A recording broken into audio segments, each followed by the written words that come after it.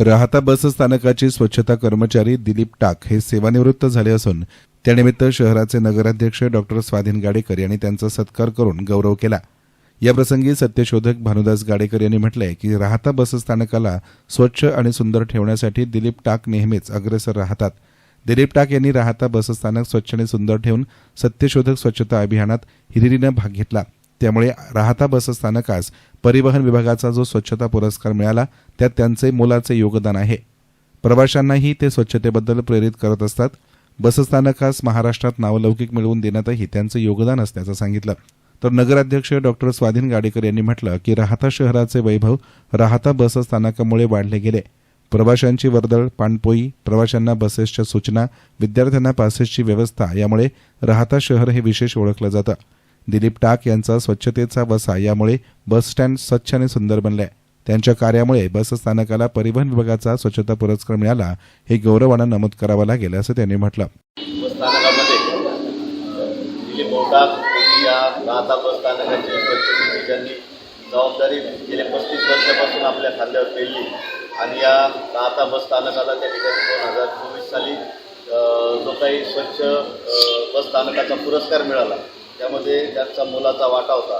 आमचे मार्गदर्शक माजी सैनिक भानुदास तात्या गाडेकर यांनी ज्या वेळेला या बसस्थानकाची एक सुधारणा करण्याचा निश्चय त्या ठिकाणी केला। या बसस्थानकाची पूर्वीची परिस्थिती अशी होती की कुठल्याही बस या बसस्थानकाच्या आतमध्ये येत नसायच्या, रस्त्यावरच थांबायच्या। त्या ठिकाणी जे प्रवासी असायचे ते देखील रस्त्यावरच त्या बसची वाट बघत उभे असायचे आणि मग तो प्रवास सुरू व्हायचा। बसस्थानकात एवढं सुंदर बसस्थानक असून देखील या ठिकाणी शुकशुकाट असायचा।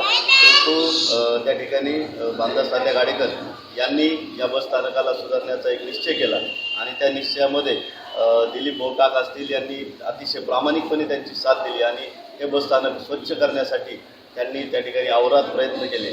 आज ते या नोकरीतून निवृत्त होत असताना देखील आज आपण सर्व नागरिकांनी या ठिकाणी सर्व नगरसेवक असतील, आता नगर परिषदेचे भानुदास तात्या गाडेकर असतील, या बसस्थानकाचे कंट्रोलर असतील, सर्वांनी त्यांचा सपत्नीक या ठिकाणी सत्कार केला।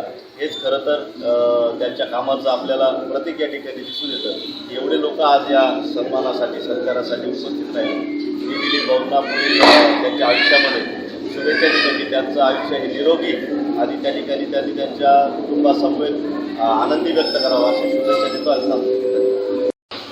राहता शहराचे स्वच्छता दूत अर्थात राहता बस स्थानकामध्ये दिलीप टाक यांनी जे अतिशय प्रामाणिकपणे 35 वर्षी सेवा केलेली आहे, या सेवेचं फलित म्हणून आपण सर्वजण येथे दिलीप भाऊंना सेवानिवृत्तीचा शेवटचा निरोप देण्यासाठी आलेलो आहोत। या राहता शहरामध्ये बस स्थानकाचं जे नावलौकिक उदयास आलेलं आहे, राहता शहराच्या बस स्थानकास जो मान सन्मान मिळालेला आहे हा तुमचा आमचा सन्मान जरी असला तरी त्याचे खरे वाटेकरी हे पहिल्या दिवसापासून दिलीप भाऊ आहे। या ऋणातून मुक्त होण्यासाठी हा कार्यक्रम आज आपण या ठिकाणी आयोजित केलेला आहे। दिलीप भाऊ त्यांचा परिवार यांना या पुढील काळात आयुष्य सुखाचं समृद्धीचं भरभराटीचं जावं आणि दिलीप भाऊंनी राहता शहरातील या बस स्थानकावर आयुष्याच्या शेवटच्या क्षणापर्यंत असंच प्रेम वृद्धिगत करावं हीच परमेश्वरची प्रार्थना करतो। आजच्या या कार्यक्रमासाठी विशेषतः राहता शहराचे लोकनियुक्त नगराध्यक्ष, उपनगराध्यक्ष, सर्व नगरसेवक आणि राहता शहरावरती जे प्रेम करणारे जे सर्व काही नागरिक आहे या ठिकाणी उपस्थित झालेले आहेत, या सर्वांचा मी अतिशय आभारी आहे। धन्यवाद। जय हिंद, जय महाराष्ट्र। कार्यक्रमासाठी नगर परिषद गटनेते हाजी मुन्नाभाई शहा, नगरसेवक किरण गाडेकर, ॲडव्होकेट मयूर पाळंदे, राहता आगार प्रमुख LM पिंपळे, किरण राऊत, अनिल धाडगे, जयवंतराव घोडेराव, गणेश इंगळे, राहता शहरातील सर्व पत्रकार नागरिक उपस्थित होते। येसन मीडियासाठी प्रतिनिधी संदीप वावळ, राहता।